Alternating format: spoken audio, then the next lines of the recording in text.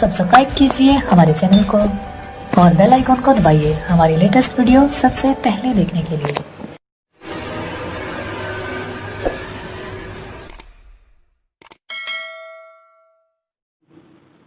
अल्लाह तबारक व तआला सीधे ये फरमा रहा है, चाहे वो जितने भी हो, तुम चाहे जितने भी हो, मैं तुम्हारे साथ हूं। अब अल्लाह की ताकत जिसके साथ हो तो फिर कौन सी ताकत चाहिए तुम्हें। अल्लाह करीम फरमा रहा है वल्लाहु अशद्दु बअसन, और अल्लाह जंगी ताकत में सबसे ज्यादा सख्त है। उससे भी भला कोई मुकाबला कर पाएगा। अब मुकाबला करने वालों की थोड़ी सी हिस्ट्री भी मैं बता दूं, जिन्होंने अल्लाह से भी मुकाबला करने की कोशिशें की हैं, और आज जो पूरी दुनिया में अथल पथल चल रहा है ये भी इसी का एक हिस्सा है। खुदा से लड़ने की तैयारियां चल रही, आपको मालूम नहीं? यहूदी पूरी दुनिया में ये क्यों हलचल मचाए हुए हैं? क्या इनका मकसद क्या है? क्या हासिल क्या करना चाहते हैं? मियां इनके पास तो सब आ गया, अभी पेट्रोल मिसाइल आ गए, सारे न्यूक्लियर हथियार आ गए, सब कुछ तो है इनके पास। तकरीबन दुनिया की जितनी मल्टीनेशनल कंपनियां हैं सबके ये मालिक हैं, गोल्ड के ये मालिक हैं, करेंसी के ये मालिक हैं। दुनिया में आज जो बड़े बड़े इदारे हैं, चाहे वो यूएनए की शक्ल में हो, उस पर इनकी इजारादारी है। वर्ल्ड बैंक, उस पर इनका कब्जा है। वर्ल्ड हेल्थ ऑर्गेनाइजेशन, जिसको आज कोरोना में बहुत ज्यादा पेश देखा गया है, उस पर उनका कब्जा है। तकरीबन तो दुनिया के बड़ी बड़ी जो इंडस्ट्रीज हैं या कंपनियां हैं या फिर इदारे हैं, ये सब के सब इनके अंडर में। अब और क्या चाहिए इन्हें? और क्या चाहिए? यहां मुसलमान को एक घर मिल जाए तो सुकून से बैठ जाता, खत्म हो गया, और आगे तो चाहिए ही नहीं। वहां पूरी दुनिया तकरीबन उन्होंने डील कर ली। और हदीस पाक में भी मिलता है, अल्लाह के नबी सल्लल्लाहु अलैहि वसल्लम ने फरमाया था, तुम देखना कयामत उस वक्त तक नहीं आएगी जब तक पूरी दुनिया में हरमैन तय्यबैन को छोड़कर, मक्का और मदीने को छोड़कर तकरीबन पूरी दुनिया में यहूदी और ईसाइयों की हुकूमत कायम हो जाएगी, बिलवास्ता या बिला वास्ता, डायरेक्ट या इनडायरेक्ट। और उसके बाद फिर जवाल भी आएगा। और ये भी हदीस है, तुम देखोगे कि पूरी दुनिया में हर मुल्क पर इस्लाम ही का परचम लहराएगा। ये भी हदीस पाक में है, ये भी है। तो अब मैं आपको ये बता रहा हूं कि अल्लाह से जंग करने की जिन लोगों ने प्लानिंग की थी वो आज की तारीख नहीं, बहुत पुरानी तारीख है। नमरूद का नाम सुना होगा आपने।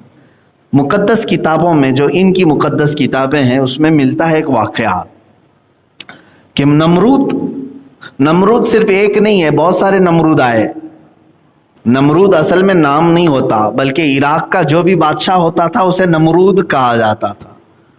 ये एक इस्तिलाह है, डेफिनेशन याद रख लें आप। कैसर और किसरा भी नाम सुनते रहते हैं आप, मैंने इसको कई मरतबा बताया, ये नाम नहीं है, ये लक़ब है। जो मुल्क रोम का बादशाह होता है उसको कैसर कहते हैं, और जो ईरान का बादशाह होता उसको किसरा कहते थे, और जो मिस्र का बादशाह होता था उसको फिरौन कहते थे। तकरीबन 17-18 फिरौन आए हैं, फिरौन कई हैं। इसी तरह नमरूद भी बहुत सारे आए। एक नमरूद का वाक़या पुरानी किताबों में ये मिलता है कि उसने बहुत ताकत हासिल की थी। उसकी ताकत का हाल ये था कि वो 1000 लोगों से तन्हा लड़ सकता था, और जंगली जानवरों से तक मुकाबला करता था, शेर, हाथी वगैरह से भी। इतनी ताकत उसके पास, और कभी बीमार भी नहीं हुआ था। तो लोगों में उसका चर्चा ऐसा था कि ऐसा लगता है कि ये पूरे इंसानों में एक अलग किस्म का इंसान है। ये इंसान नहीं, ये भगवान है। जैसे लोग आज सोच लेते हैं थोड़ी सी शक्ति ज्यादा हो जाए तो भगवान हो गया, थोड़ा सा अगर पावर ज्यादा हो गया तो भगवान हो गया। जैसे अब हमारा पीएम भी करीब करीब पहुंचने के भगवान के। तो ये नमरूद को भी इन लोगों ने इसी तरह से बना लिया था तकरीबन।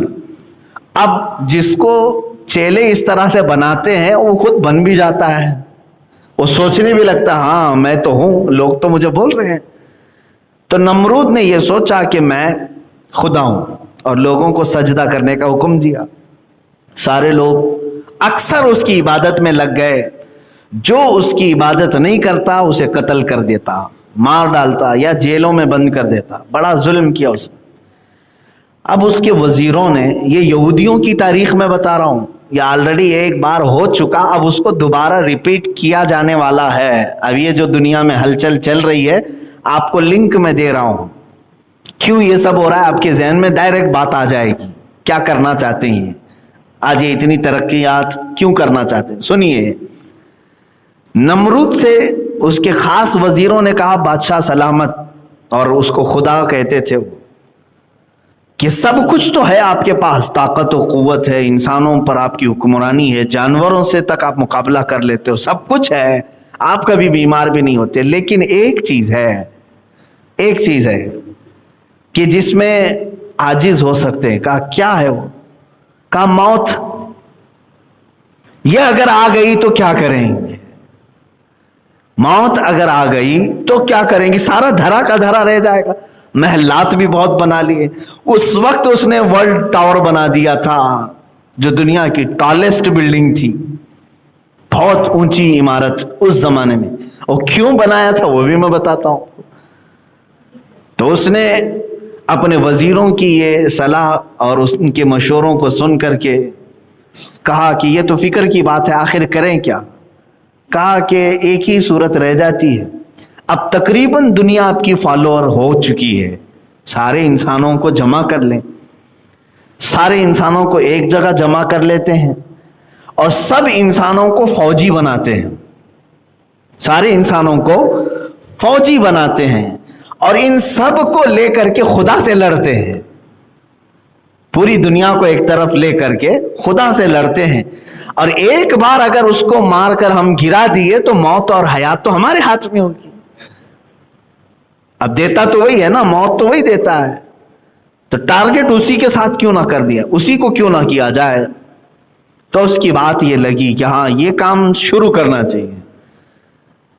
تو چیلے چپاٹوں نے پروجیکٹ دیا اور یہ کام شروع کر بھی دیا.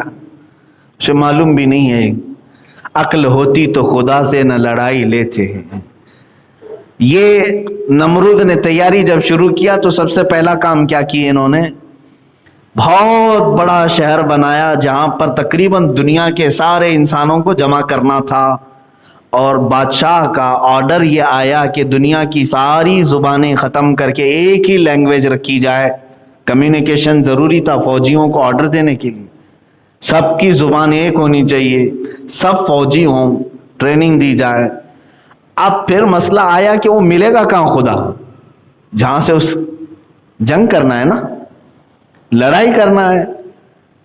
اب اس کے فرشتے بھی ہیں، اس کی طاقت و قوت بھی ہے، کیسے اس کے ساتھ لڑائی کی جائے؟ میرے عزیزو، یہ عجیب سی مزے کی بات ہے کہ دنیا نے یہ تک سوچ لیا اپنے ہی پیدا کرنے والے کے ساتھ لڑائی کے لیے. اس کے بعد وزیروں نے کہا کہ سنا آسمانوں پہ رہتا ہے، بڑی عمارت کیوں نہ بنا لی جائے جو آسمان تک پہنچتی ہو. تو اس کام کے لیے یہ ٹالسٹ بلڈنگ بنی. دیکھتے ہیں جتنی لمبی بن جائے. بنائی اور بناتا رہا.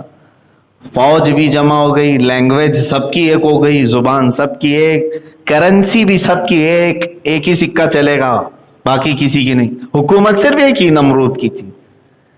اب اس کے بعد اسے اس بلڈنگ میں چڑھنا تھا، چڑھ کر کے اوپر سے دیکھنا تھا کہ خدا ملتا ہے کہ نہیں ملتا. نہیں ملے تو اور بلڈنگ کو بڑھائیں گے، جہاں وہ مل جائے لڑائی کریں گے. معاذ اللہ رب العالمین. کبھی کبھار میں یہ بیان کرتا ہوں تو حیرت بھی ہوتی ہے، لیکن یہاں بات یہ آئی ہے، اللہ نے جو فرمایا نا واللہ اشد بأسا، اور اللہ جنگی طاقت میں بہت سخت ہے، اس پر میں عرض کر رہا ہوں. دیکھو اللہ کی جنگی طاقت کیا ہے. آج ابھی کوئی اتنا بڑا نمرود آیا نہیں ہے جو پوری دنیا کو اکٹھا کر کے سارے یہ کام کر لے. اس زمانے میں وہ کر چکا تھا. اب جب اس عمارت پر وہ چڑھنے لگا، اب جو بائبل وغیرہ ان کی پرانی کتابیں اس میں یہ عبارات ملتی ہیں، آیات ملتی ہیں. قرآن و حدیث میں تو اس کا تذکرہ نہیں ملا. اسرائیلی جو روایات ہیں یا جو پرانی کتابیں ہیں اس میں یہ ملتی ہے بات. اللہ تعالیٰ نے فرمایا اپنے فرشتوں سے کہ اے ملائکہ آ جاؤ، ہم بھی ذرا دیکھیں کہ ہمارا ایک بندہ ہم سے جنگ کا ارادہ کیا ہے۔ اللہ تبارک و تعالیٰ نے فرشتوں سے فرمایا، تو ملائکہ سب کے سب اللہ کی بارگاہ میں عرض کرنے لگے کہ اے رب ذوالجلال، ایسے شخص کو کیوں نہ ہم ہلاک و برباد کریں۔ اللہ تبارک و تعالیٰ نے نہ اپنے لاکھوں کروڑوں اربوں فرشتوں کو، جن کی تعداد کا علم ہمیں بھی نہیں، بارش کے قطروں سے زیادہ اللہ کے فرشتے ہیں، بہت، ان کی تعداد کا کوئی اندازہ نہیں کر سکو گے آپ۔ اللہ تعالیٰ نے ان لاکھوں کروڑوں فرشتوں میں سے ایک فرشتے کو صرف دنیا میں بھیجا، سب نہیں، ایک فرشتے سے کہا کہ اے میرے فرشتے، جا تو دنیا میں اس کی بنائی ہوئی عمارت اور اس کی فوج کا معائنہ کر کے آ جا، جائزہ لے کر کے آ جا۔ تو فرشتہ نیچے اترا۔ ایک بات یاد رکھیں، فرشتے اپنے رب تعالیٰ کے خلاف کوئی چیز برداشت نہیں کرتے۔ لا یعصون اللہ ما امرہم، وہ ہرگز اللہ کی نافرمانی نہیں کرتے۔ یہ تو اور بات ہے کہ اللہ فرشتوں کو بار بار روکتا ہے کہ بندوں پر عذاب نہ ڈالا جائے، اللہ کے روکنے سے وہ رکے ہوئے ہیں۔ اور اگر فرشتوں کے ہی ہاتھ میں سب دے دیا جائے کہ جو جو گناہ کرے، تو پھر وہ برابر ٹھکانے سب کو لگا دیں گے، ہر دن روز ایک ٹھکانے پہ لگے گا۔ یہ اللہ کی مہربانی ہے، اس کی رحمت ہے جو روک کر رکھتا ہے، اپنے بندوں کو مہلت دیتا ہے۔ ایک فرشتہ آیا، اس نے دیکھا یہ جنگی تیاری کو، اور پھر کس سے جنگی تیاری؟ اللہ سے، جس نے خود ان سب کو پیدا کیا، ان کو سانس دے رہا ہے، ان کو زمین بچھا کر دیا، ان کو آسمان کا ستون، بغیر ستون کا چھت دیا، اور اس سے لڑائی کے لیے۔ تو وہ روایات یہ بتاتی ہیں کہ وہ فرشتے نے جلال میں آ کر صرف اپنے پر زور سے ہلائے، پوری عمارت زمین میں دھس گئی، پوری عمارت چلی گئی، اور اس میں جو جمع فوجی تھے وہ ہزاروں کی تعداد میں خاکستر ہو گئے، اور نمرود کی پورے چھیتڑے اڑ گئے، ختم۔ اور پھر اس کے بعد رب تعالیٰ نے فرمایا کہ جتنے جمع ہوئے تھے سب کی زبانیں الگ الگ کر دو، سب کی زبانیں بدل ڈالو۔ تو سب کی زبانیں فرشتوں نے بدل ڈال۔ یہ کیا کہہ رہا اسے سمجھ میں نہیں آ رہا، وہ کیا کہہ رہا ہے اس کو سمجھ میں نہیں آ رہا۔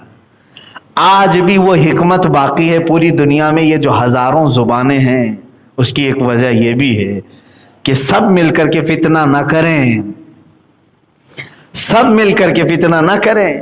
اس لیے یہ تمام چیزوں میں اختلافات ڈال دیے گئے، زبانوں کا اختلاف۔ میرے عزیزو، ایک تاریخ یہ ہے، یہ ہو چکی بات۔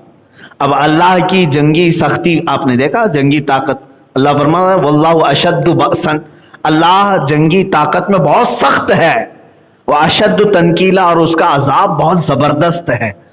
یہ تو بہت چھوٹی سی بات ہم نے دیکھی۔ اسی طرح سے رب تبارک و تعالی کبھی بھی اپنی جنگی طاقت کے پورے مظاہر دنیا میں نہیں اتارے آج تک۔ ایک ہوتا ہے نا، بھائی میرے پاس 100 لوگوں کا دستہ ہے، آپ نے للکارا، لاؤ دیکھتے ہیں طاقت کتنی ہے۔ اگر میں نے 2 کو بھیجا تو گویا کہ 2% ہی تو اتارا، 10 کو بھیجا تو گویا کہ میں نے 10% ہی اتارا۔ اب جب 100 کے 100 اتار دیں تو کہا جائے گا کہ پوری طاقت جھونک دیا۔ آج تک دنیا میں رب تعالیٰ نے جنگی طاقت کے لیے اپنے پوری طاقت کا کبھی مظاہرہ نہیں فرمایا۔ ایک فرشتہ آیا، 2 فرشتے آئے، یا زیادہ سے زیادہ 5000 فرشتے جو میدان بدر میں اترے تھے میرے نبی کی حمایت کے لیے۔ وہ بھی اس لیے نہیں کہ وہ کافر اتنے سخت تھے کہ 5000 سے مقابلہ کرانا تھا۔ کبھی آپ سوچتے ہیں بدر کے میدان میں جو مشرکین آئے تھے، وہ کتنے تھے؟ وہ 1000 کی تعداد میں تھے، لیکن اللہ نے فرشتے کتنے بھیجے؟ 5000 کی تعداد۔ کیوں؟ کیا 5000 فرشتے مل کر کے 1000 کا مقابلہ کریں گے؟ اس لیے نہیں۔ اس کی 2 وجوہات ہیں۔ پہلی تو یہ ہے کہ اپنے نبی کی عظمت اور شان بتانے کے لیے کہ اللہ تعالیٰ اپنے اس کا رسول جب نکلے تو 5000 فرشتوں کا دستہ اسے عطا کرے گا۔ اور دوسری ایک وجہ محدثین بزرگوں نے یہ فرمایا کہ یہاں فرشتے خود بے تاب تھے اپنے نبی کی فوج میں شامل ہونے کے، تو رب تبارک و تعالیٰ نے ان کو یہ اعزاز بخشا، اور حضرت جبرائیل علیہ السلام نے یہ آ کر کے حضور سے عرض بھی کیا تھا. حضور صلی اللہ علیہ وسلم اپنی مجلس میں جب بھی کوئی بدری صحابی آتے جو جنگ بدر میں شریک تھے نا، وہ کبھی بھی محفل میں آتے تو حضور دوسرے صحابہ سے کہتے ان کو جگہ دے دو. یہ بدری صحابی جبرائیل امین آئے اور عرض کیا یا رسول اللہ صلی اللہ علیہ وسلم، جس طرح آپ کے صحابہ میں بدری صحابہ کی عزت ہے، اسی طرح اللہ کے سارے ملائکہ میں ان فرشتوں کی عزت ہے جو بدر میں اترے تھے. بدری ملائکہ کی بھی بڑی تعظیم ہے. بہرحال تو اللہ تعالیٰ نے کبھی اپنی جنگی طاقت کا پورا مظاہرہ دنیا میں نہیں فرمایا. ایک وہ بادشاہ تھا جو ابرہہ خانہ کعبہ کو ڈھانے کے لیے نکلا تھا اور ہاتھیوں کی فوج لے کر کے آیا، اور پورے خانہ کعبہ کو ختم کرنے کے لیے اس نے اتنا بڑا لشکر جمع کیا تھا. اتنے بڑے بڑے ہاتھی تھے، اس میں سے ایک ہاتھی بھی اگر کسی گھر کو مار دے تو گھر ٹوٹ جائے. زبردست ہاتھیوں. لیکن ان کے ساتھ کیا ہوا؟ الم تر کیف فعل ربک باصحاب الفیل. اللہ فرماتا ہے محبوب کیا آپ نے نہیں دیکھا ہاتھی والوں کے ساتھ اللہ نے کیا معاملہ کیا؟ کیا کیا؟ بس چھوٹی چھوٹی چڑیوں کو بھیجا، وہ بھی کیا دے کر کے؟ بم بارود دے کر کے نہیں، میزائل دے کر کے نہیں کہ فوج آئی ہے جاؤ میزائل ڈال دو. چھوٹی کنکریاں، اور وہ ابابیل چڑیاں اوپر سے جب کنکری گراتی تھی، 3 کنکری ہر چڑیا کے پاس تھی، 2 پیروں میں 1 چونچ، جیسے ہی وہ ڈالتی تھی جس ہاتھی پر وہ کنکری گرتی اس کا پیٹ پھٹ جاتا اور آگ لگ جاتی تھی. یہ بھی تو میزائل ہی ہے.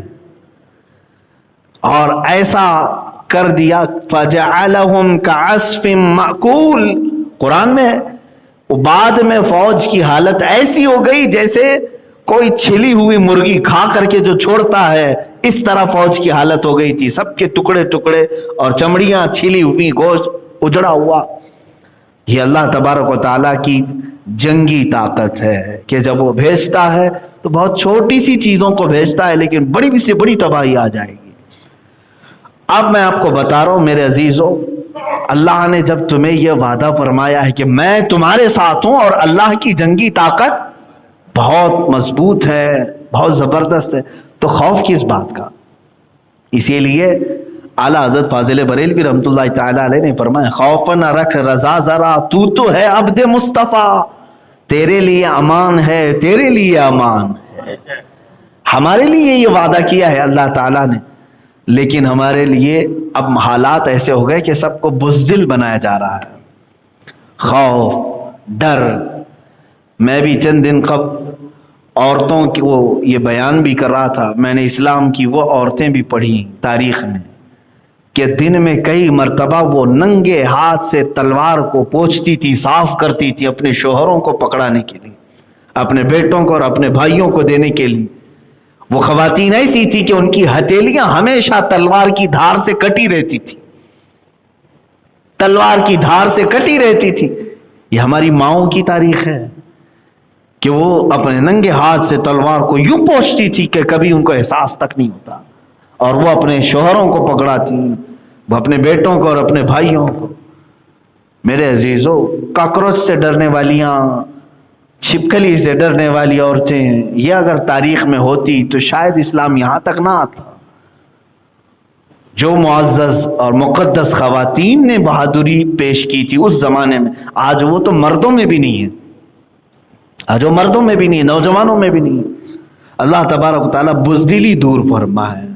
ہم دعا بھی کرتے ہیں نا، اللہ کے نبی صلی اللہ تعالیٰ علیہ وسلم کی ایک دعا ہے، اللہم انا نعوذ بک من الجبن والبخل ونعوذ بک من العجز والکسل. یہ حضور دعا کرتے تھے، جس کا ترجمہ میں بتاؤں، اللہم انا نعوذ بک من الجبن والبخل کا مطلب ہوتا ہے اے اللہ مجھے بزدلی سے بچا، میں تیری پناہ مانگتا ہوں بزدلی سے. بزدلی کا مطلب ڈرپوک آدمی، ہر چیز سے خوف کھانے والا آدمی، اللہ کا ڈر چھوڑ کر کے ساری دنیا سے ڈرنے والا. اور حضور جب پناہ مانگتے تھے اس چیز سے تو اندازہ کرو کہ یہ کتنی خطرناک چیز ہے، مردوں کے اندر تو ہونا بھی نہیں چاہیے. اب یہاں اللہ تعالیٰ کے یہ وعدے، یہ ساری چیزیں میں نے آپ کے سامنے رکھ دیا کہ اس کی جنگی طاقت کی قدر سخت ہے، لیکن کس کے لیے؟ جو اٹھا اس کے لیے ہے۔